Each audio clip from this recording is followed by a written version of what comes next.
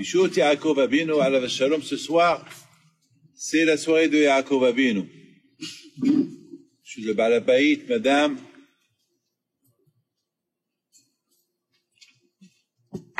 Kalkadosh, Rav Yoel, Rav Michael. J'avais une question du Gaon et Vilna et je n'avais pas de réponse. Il y a des réponses. Il donne une belle réponse. Mais vous savez que on aime donner aussi la réponse. Vous savez qu'aujourd'hui, on a de la chance. Il y a beaucoup de livres.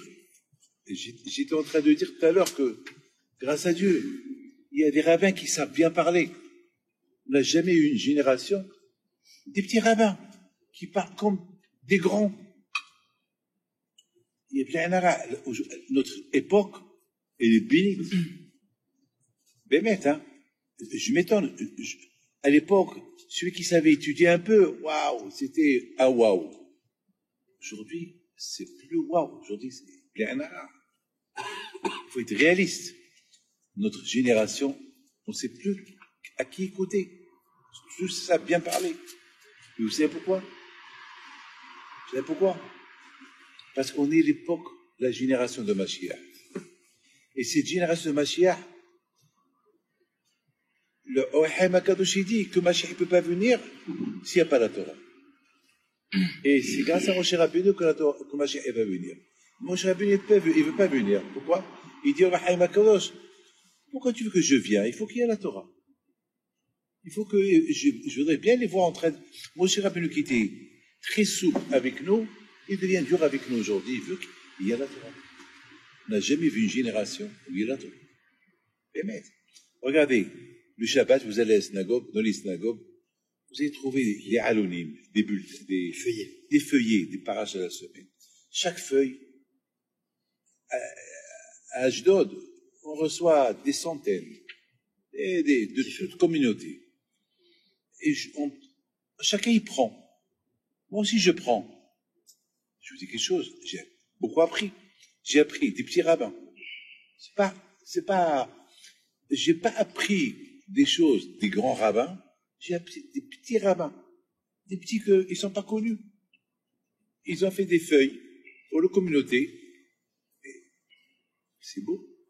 Aujourd'hui, chaque année, on découvre mieux c'est quoi la souka, on découvre mieux c'est quoi Pessah. On découvre nos fêtes. Il faut aller chercher. Il ne faut pas me dire, à Essaouira, à mon époque, j'étais jeune. Voilà, je retourne en arrière. Il n'y avait pas de rabbin. À la synagogue, il y avait mon père. On fait la prière, Shabbat, tout le monde sort.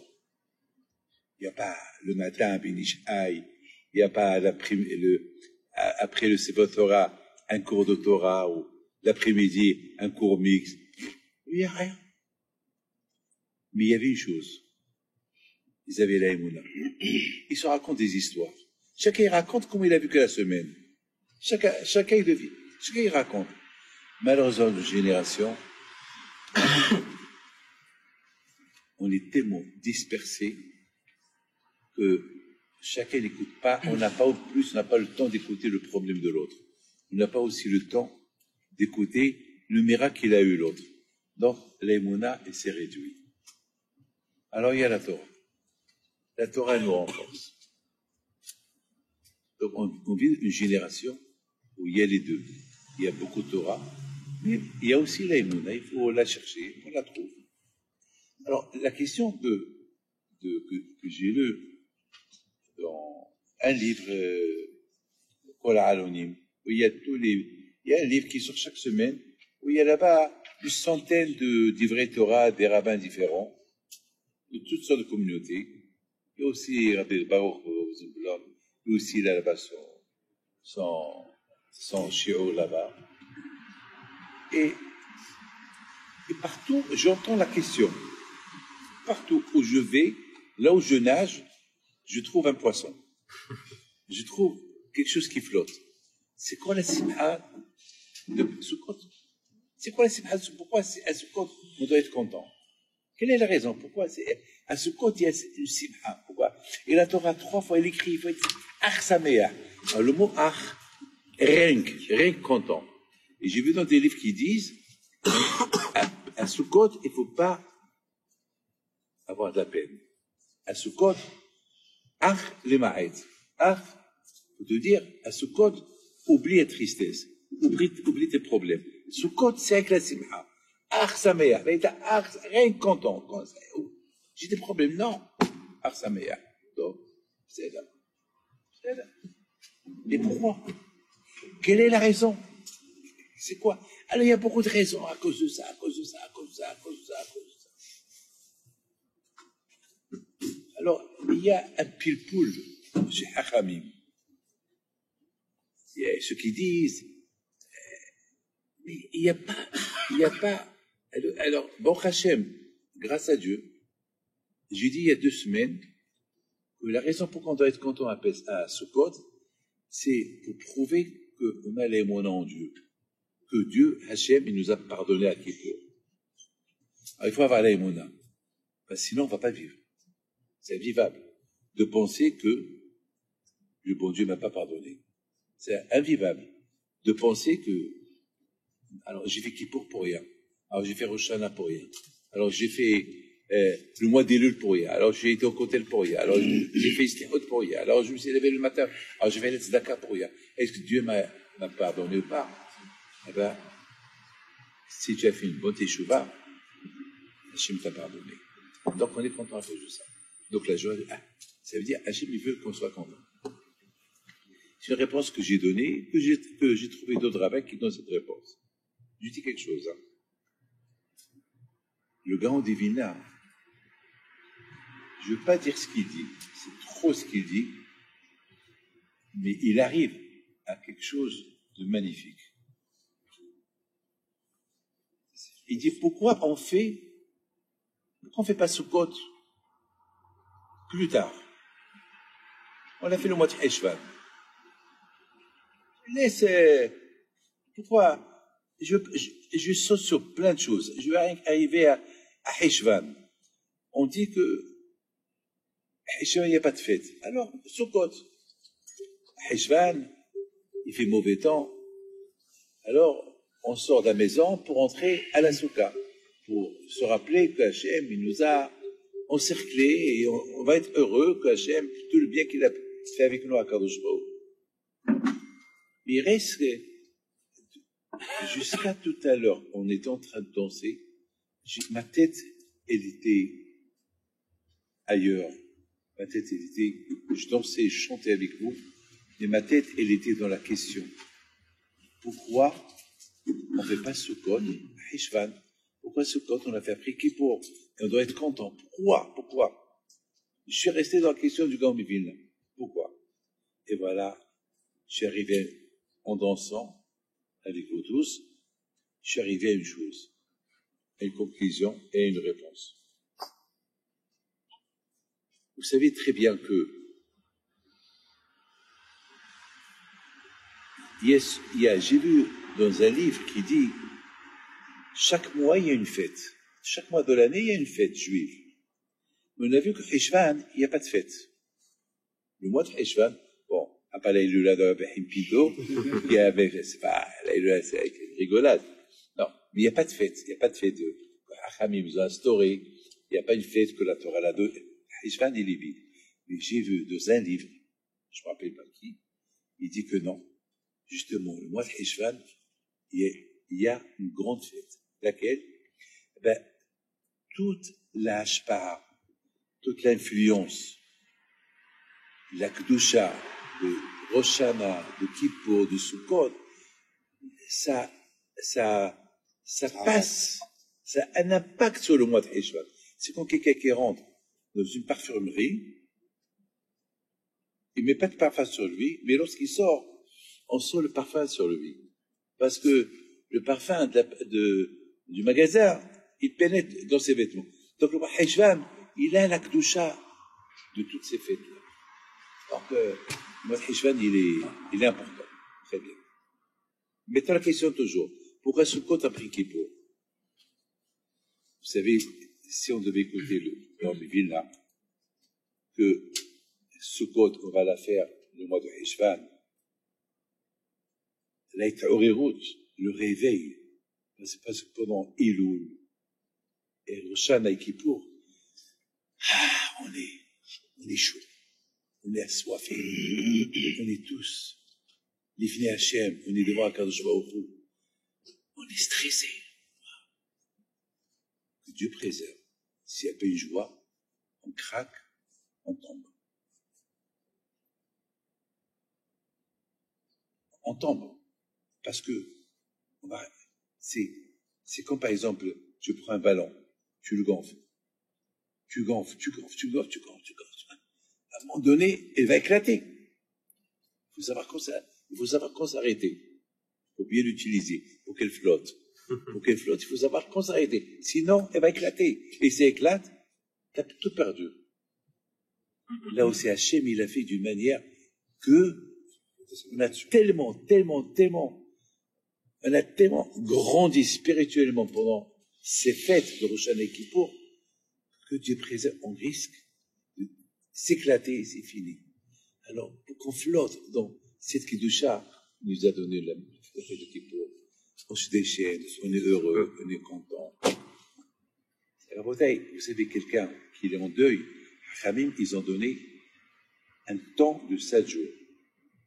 Et après, on réduit 1 mois.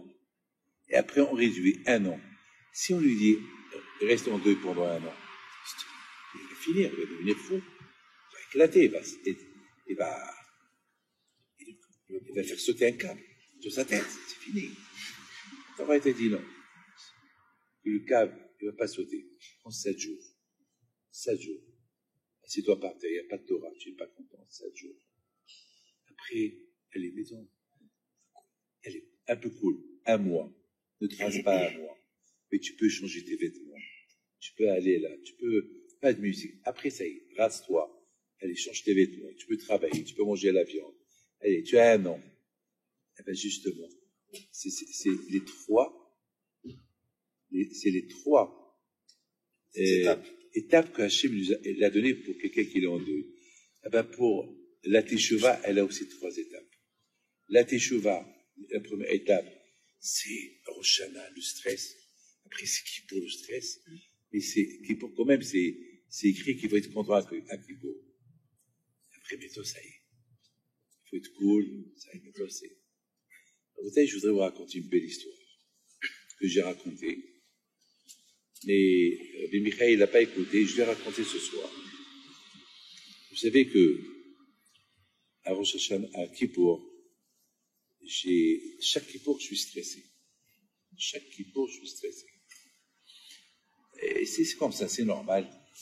Mais grâce à Dieu, cette année-là, j'ai beaucoup mangé.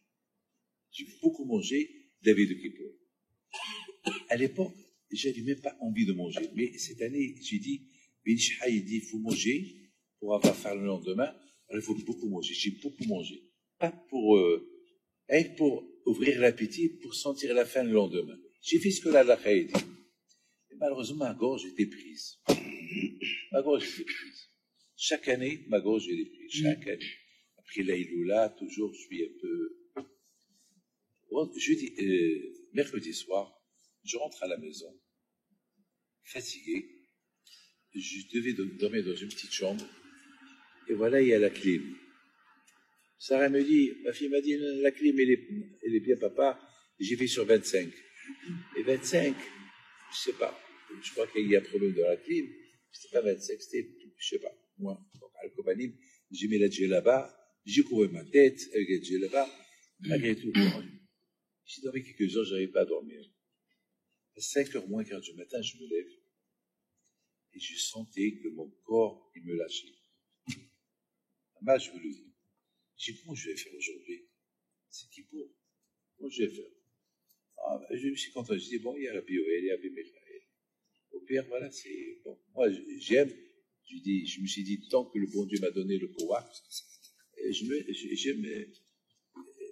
j'aime faire Kippour, parce que Kippour, c'est la seule prière que je comprends, que je sens, que je vis avec la prière.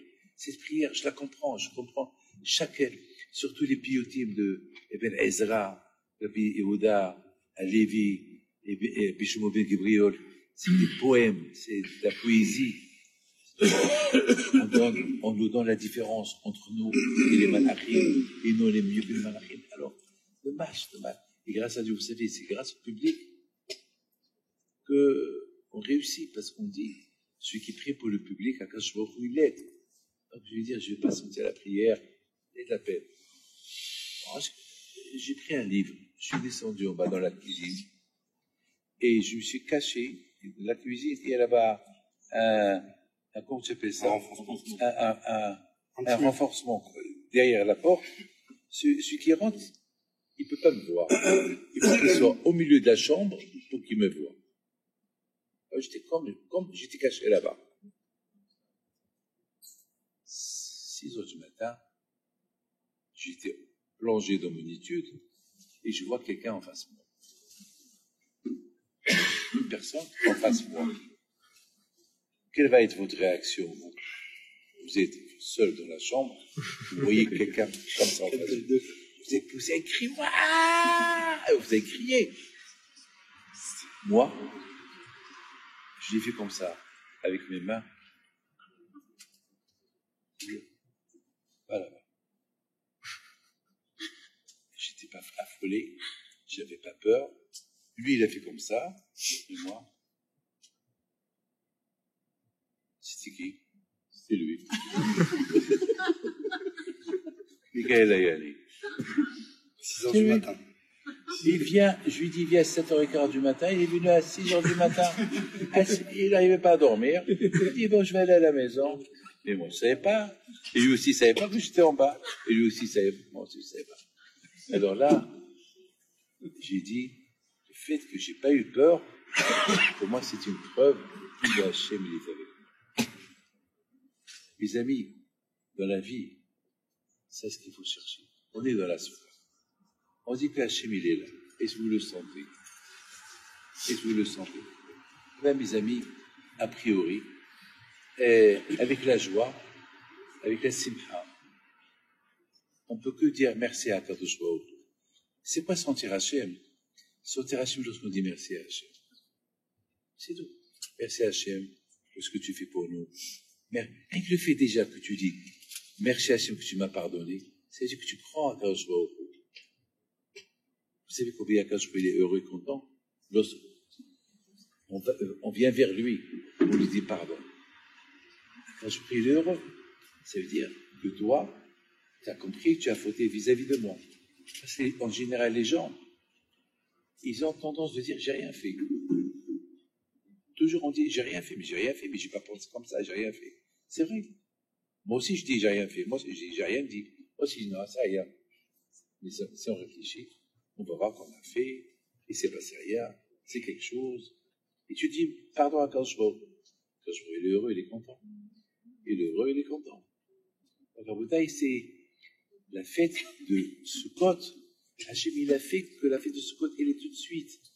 C'est comme un exomile. Quelqu'un qui est stressé, on lui donne un exomile pour se calmer. Pour se calmer, un exomile, c'est un calmant. Un calmant. Voilà, un calmant. Sukkot, c'est le calmant. Il nous calme du stress qu'on a eu pendant le mois de Elul, pendant Rosh Hashanah, pendant Kippour. Imaginez-vous, s'il n'y avait pas de fête. Ben, on serait dit, on n'a rien fait. Alors, du stress, on passe à la joie. Ça remonte. La personne. Et Bémet, Hachem, il a été très fort de nous donner cette fête. Et en plus, il y a 4 jours. 4 jours entre Kippour et Sukkot, il y a 4 jours. Pourquoi il y a 4 jours? Pourquoi? Parce que pendant ces 4 jours-là, on devient tous Merkaba et Be'eta Akadosh Baruch Hu. Parce qu'à Akadosh Baruch Hu, il y a ce qu'on appelle un Merkaba. Un Merkaba, c'est le chariot. Et qui est le porteur de ce chariot? Abraham, Yitzhak, Yaakov et David. David, c'est David Melech, c'est David Amelech. C'est Mashiach. On est tous attachés à Mashiach. Alors tous, on devient Mekava. Ces 4 jours-là, entre Shana et Kippour, on devient tous Mekava à Kadosh Baruch Hu. La preuve est que la fête Souka avec un Vav, Samer Vav Chafé, c'est la Gematria de Yudke Vavke et de Adnout. 91. Ça veut dire qu'on rentre à la Souka, on rentre dans les noms de Hakadosh Baruch Hu. On est avec lui. C'est toi, Inia Deoumuna. Moi, David Pinto, je suis assis avec Hachem. Oui. Oui. Tu sais, David, tu es aussi Mekaba Hakadosh Baruch Hu. Ah bon? Et non seulement toi, tous ceux qui sont à l'intérieur. Comment tu vas pas être content? Comment tu vas pas être content de savoir que tu es assis avec Hakadosh Baruch Hu? Comment?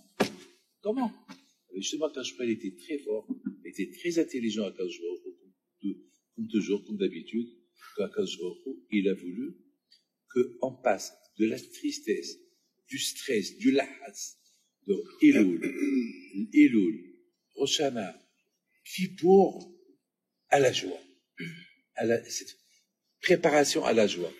On prépare le lulav, le etrog, on prépare le hadas, la soukar, le skar, toutes ces préparations-là, on est préparé à danser avec Hachem.